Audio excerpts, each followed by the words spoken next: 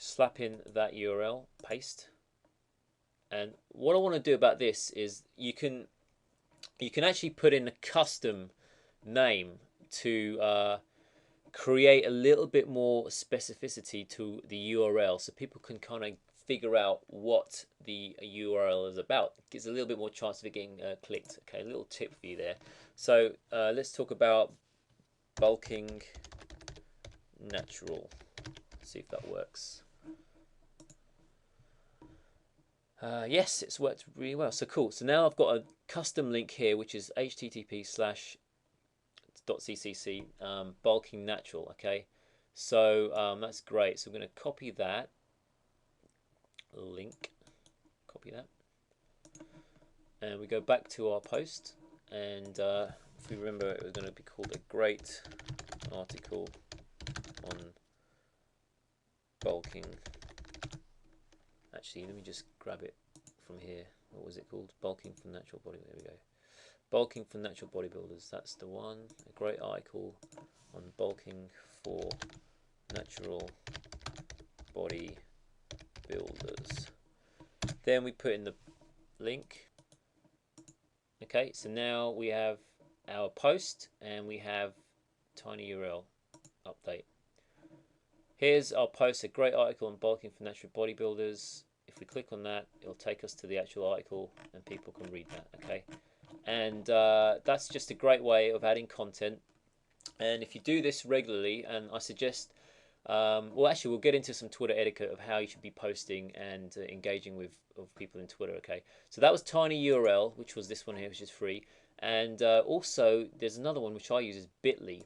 I like Bitly because you can have great statistics on. I've got multiple accounts here. There's plenty of posts going through, as you can see. But with Bitly, which is up here, bit.ly, is another URL shortening service which you can actually have great statistics for. For example, these are some posts I've been going on, and I've got multiple different accounts in different niches, and it gives you an idea of how many clicks you're having of that particular post. 14 out of 142. So if this was on, say, this was on money with bank foreclosures, saving your money. If we were to look on this statistics, to click on that link, this is the actual site it's going to. Okay, and this is the article. So there's a bit of content there. But if we actually go back, you can actually look at the statistics of this. Okay, so if you want to look at the statistics, you just click on any one of these.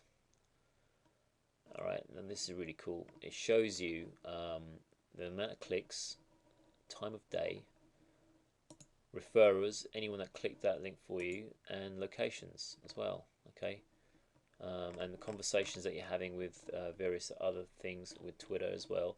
So and the different months as well when that was clicked. It depends obviously how long you send that out, but you can see the clicks are coming from United States 86, 23, Canada.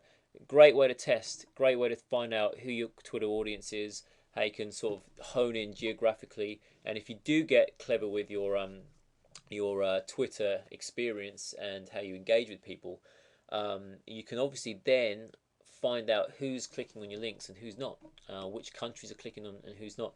And if you get savvy with your internet marketing, then you can provide offers into those geographic locations as well. Very, very cool. Very, very cool. Okay, so that's a nice little adjunct for you to add to your staple of knowledge of Twitter as well. Okay. Okay, so we've basically gone through quite a lot in this video. We've looked at posting some ways to shorten your URL, and also we've gone through a little bonus of filtering a direct message through Gmail. Now, I just want to finally wrap up and just go over some Twitter etiquette. And we've kind of mentioned this all the way through the videos earlier on as well. But basically, I think you've got the message now. Marketing is an art rather than a science. You really need to engage with your customer. So when you are posting, you've heard this, adage before: content is king. It's the same. Content, content, content. They say over provide, under promise. Okay, so always give great content, great value, make people want to mention You're the person that's at the forefront of knowledge, and that's how you open up your sales funnel. It really is. You got to give away loads of free stuff and get that value, get that integrity, get that trust, and say, hey, you know what, Explosive Fibers, that's the place to go for information on muscle. Really, really good guy, knows what he's talking about. He's got some great posts on blah blah blah. You can even, fitness industry and any industry's got niches within niches, so you can really focus what you're really good at on certain areas. And what I suggest doing is basically uh, getting a good ratio of how much value you get out there. So I would say, provide 2, 3, 4 posts full of content, one offer. 2, 3, 4, 5 posts of good content, one offer. If you want to offer yourself with promotions and stuff, that way it's a nice blend of getting value out there, getting people to click on various posts. And remember, make sure that when you're posting, you're giving content outside of your own actual blog, your own website, because that's again the same thing as just doing promotions. If you're just sending people to your website all the time, they're going to get tired of that. So the real idea here is just spreading the love to everyone.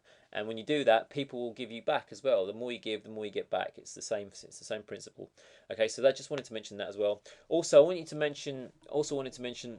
Um, uh, Keep an eye on your ratio of followers and the people that you're following. Okay, so if we were to click on who we're following, if you've got far too many, if you're following far more than people are following you, it's going to look a bit dodgy.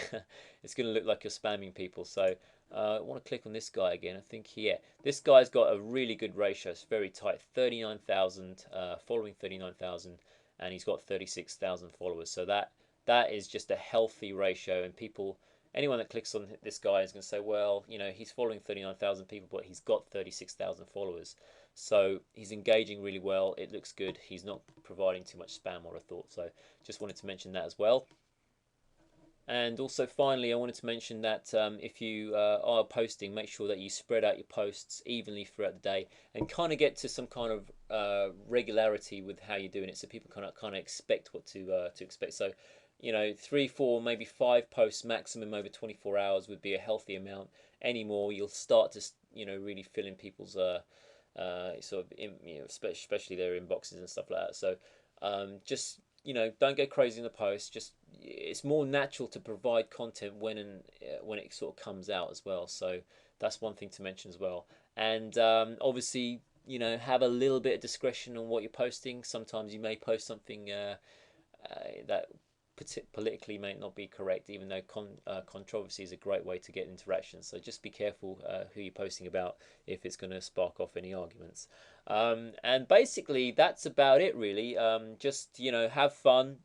You've got enough knowledge here now to get on with Twitter and actually make it work for you. We've gone through pretty much everything to set yourself up. Got you some nice tools. So all the free members that have enjoyed these 7 videos, I hope this is going to get you going very, very quickly. And if you're a gold member, then you've got 11 additional videos to enjoy to go to even more advanced Twitter stuff, where we're going to really make this a multi-marketing machine for you in internet marketing. Incidentally, I did actually change this Explosive Fibers. I just shifted this to the left, and now it's all squared up, so that looks great. Okay, so that's this video coming to a close, and thanks very much for watching, and have a great success with your Twitter accounts. And if you are a gold member, we'll see you in video 8 and onwards. Thanks very much.